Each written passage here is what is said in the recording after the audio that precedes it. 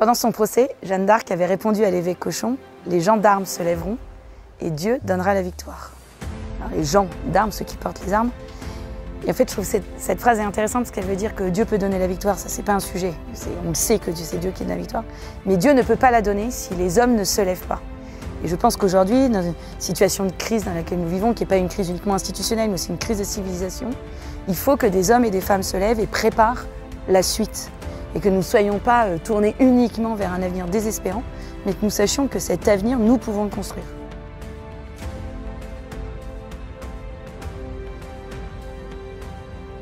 Alors l'engagement est multiple, et je le vois dans les gens que je peux accompagner, particulièrement dans l'engagement politique, il n'est pas que politique.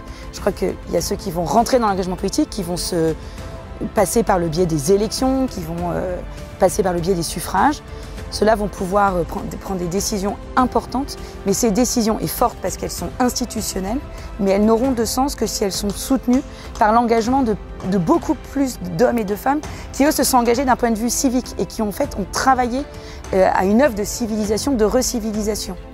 Une figure qui me marque, c'est Václav Benda et Václav Havel, deux figures qui me marquent. En fait, il y a quelque chose de très intéressant chez eux, c'est que ce sont des figures de la dissidence tchécoslovaque qui ont permis que le système communiste s'effondre sans violence. Mais ils avaient eu cette intuition qu'il fallait deux choses pour que la société retourne à sa vie naturelle. D'abord, il fallait vivre dans la vérité. Donc il faut des hommes et des femmes qui vivent dans la vérité, qui connaissent cette vérité de l'être et de ce que c'est que la vérité anthropologique sur l'homme et la femme. Mais surtout, ce que disait Benda, c'est que le système mauvais s'effondre de lui-même, parce que justement, il n'est pas fondé sur la vérité, donc il va s'effondrer de lui-même.